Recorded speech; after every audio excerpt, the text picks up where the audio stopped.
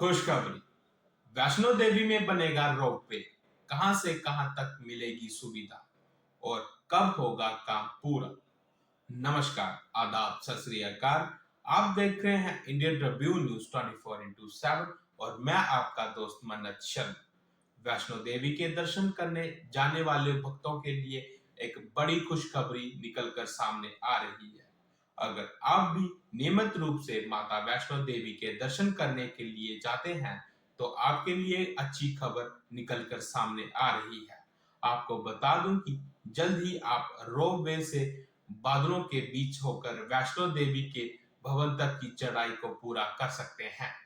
आपको जानकारी के लिए बता दूं कि श्री माता वैष्णो देवी श्राइन बोर्ड ने रोपवे परियोजना को मंजूरी दे दी है। इस रोपवे के बनने जाने से श्रद्धालुओं को बड़ी ही आसानी होने वाली है, जिसमें चढ़ाई करने में काफी कठिनाई आती थी। जैसे खास तौर पर रोपवे का फायदा दिव्यांगों, बुजुर्गों और शारीरिक रूप से अस्वस्थ श्रद्धालुओं को मिलने की उम्मीद है। कहां से कहां तक बनेगा रोपवे, इसमें आपको बताते हैं पूरी जानकारी कि कहां से लेकर कहां तक रोपवे बनेगा। रिपोर्ट में मिली जानकारी के अनुसार रोपवे के जरिए तारकोट मार्ग से वैष्णो देवी मुख्य भवन से जोड़ दिया जाएगा।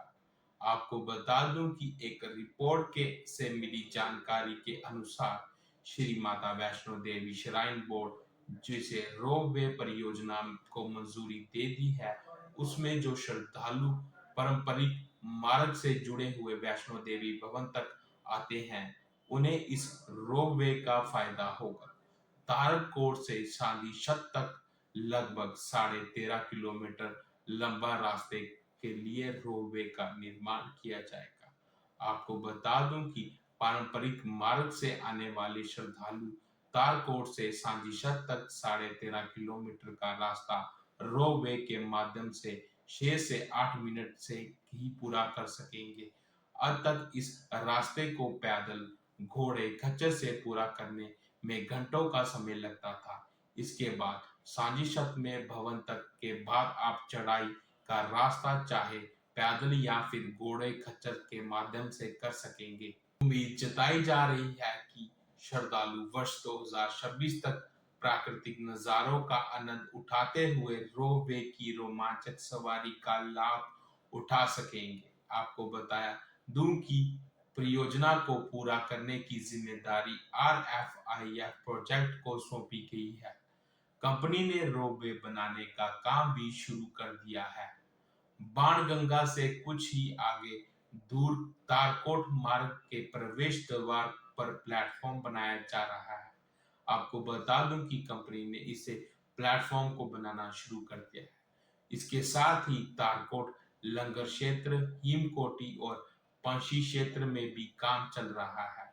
रोपवे परियोजना का दूसरा प्लेटफॉर्म सांजीछत में बनाया जा रहा है। हालांकि मीडिया रिपोर्ट्स ये भी दावा कर रही है कि इस परियोजना की वजह से करीब 2,500 पेड़ काटे जाएंगे, लेकिन श्राइन बोर्ड ने कहा है कि साथ साथ वह वृक्ष रोपण भी करेंगे। रिपोर्ट से मिली जानकारी के अनुसार इस रोपवे परियोजना का स्थानीय लोगों ने विरोध जताया है, लेकिन श्रद्धालुओं की सुविधा को ध्यान में रखते हुए और स्थानीय लोगों की चिंता को मद्देनजर रखते हुए ही श्री माता वैष्णो देवी कटरा श्राइन बोर्ड ने इस परियोजना को मंजूरी दे दी है। बताया जाता है कि इस परियोजना को पूरा करने के लिए लगभग 350 करोड़ की लागत आने वाली है।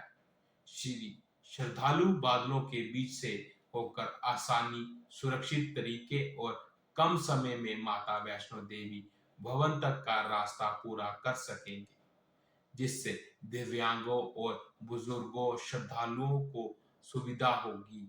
साथ में ही पैदल चढ़ाई मार्ग पर भी भीड़ कम होने की संभावना जताई जा रही है।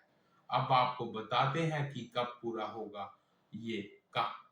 इस रोपवे परियोजना को पूरा करने में लगभग 2 साल का समय लग सकता है। उम्मीद जताई जा रही है कि श्रद्धालु वर्ष 2026 तक प्राकृतिक मार्ग से ही समेत वैष्णो देवी रोपवे परियोजनाओं की विशेषताएं।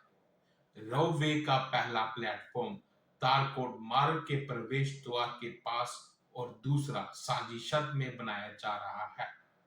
इस रोपवे की लंबाई करीब 2.5 से 3 किलोमीटर होगी। पूरे रास्ते में केबल कार के आने जाने के लिए 15 टावर लगाए जाएंगे।